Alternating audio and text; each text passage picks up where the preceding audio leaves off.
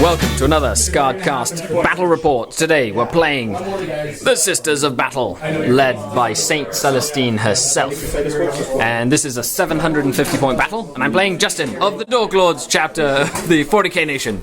This is Justin, and Justin, do you want to tell us what is in your 750 point list? Cool. Led by Saint Celestine, my living saint. Obviously must have her. She's an auto-win in almost every army in 6th edition. She is my squad killer. Backing her up is Appended Engine, another auto-in at low point games. I'm running 2 basic squads of sisters, each with a heavy flamer.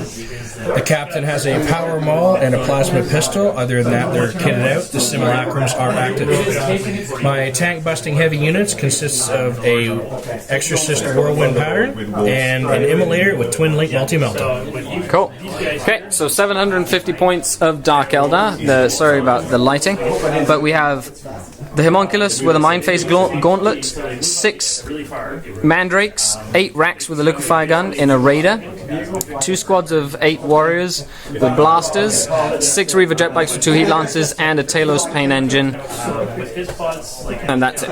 Okay, and we'll be back after we deploy, and you get to see the awesome game. Mission and deployment. So we rolled the Relic. It's in the middle, fitting for a Sisters of Battle player. And I've deployed first. I rolled reroll wounds for my combat drugs. Mandrakes infiltrated to that location, supported by the Talos, 2 units of warriors, the Raider with the Racks and the Homunculus inside, and of course the Reaver Jetbikes on one flank. Justin has put his multi-melta immolator on that side. 2 units of sisters, 1 with Celestine right in the middle, Penitent Engine, and of course the Exorcist in the back. It is Night Fight, turn 1, and we'll be back after Dark... Oh, do you want to steal the initiative? He will try to steal the initiative, and he does not.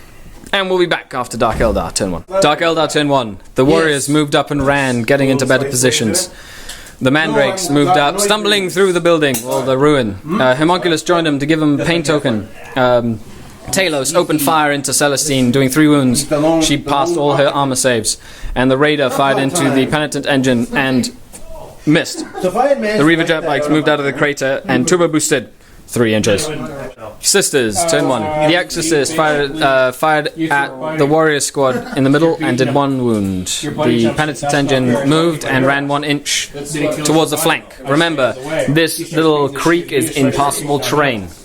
By the way, this board is awesome. Check it out. It's custom made. It's actually hinged, so you can fold it up and take it with you. It's pretty cool. The bolters fired into the Mandrakes and did nothing.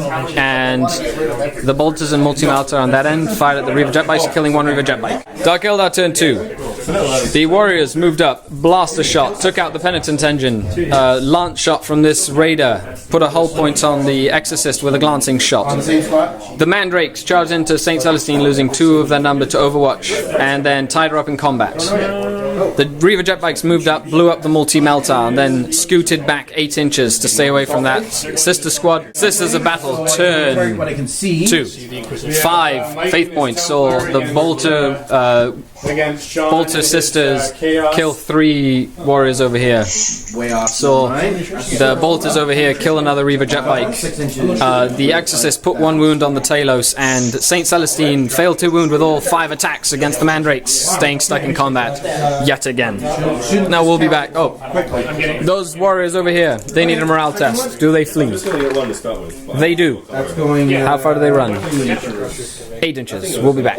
Dark Eldar turn 3. The Cabalite warriors moved up to grab the relic. The other warriors rallied and moved 3 inches into there. The Jetbikes turbo boosted all the way into that corner, blade veining 1 sister off of that squad. The Mandrakes killed Saint Celestine with their strength 4 attacks, but now she's just going to be rolling to see if she comes back. The Talos ran 6 inches, and my Raider moved up to provide cover for it. Sisters of Battle turn 3. Exorcist took another wound off the Talos. Sisters of Battle killed 1 Jetbike with a flamer.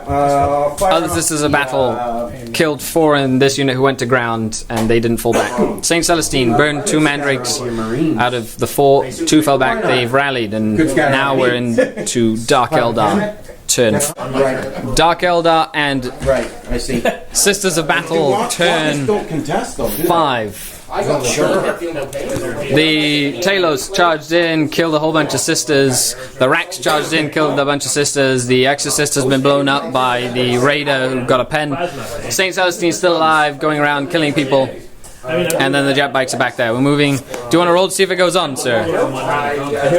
Does it go on? It does. The battle is ended after turn 7. Saint Celestine going around killing everyone. The relic is still uncontested. Dark Eldar win with 1 point for Linebreaker, 1 point for First Blood. Talos still alive, and the Homunculus is still alive in the Raider. Saint Celestine is up with all 3 wounds, and it's over. Justin, good game. Thank you so much. Any last minute notes? Rematch. Rematch! I like it. We'll be back with the Tactical Corner. Stay tuned.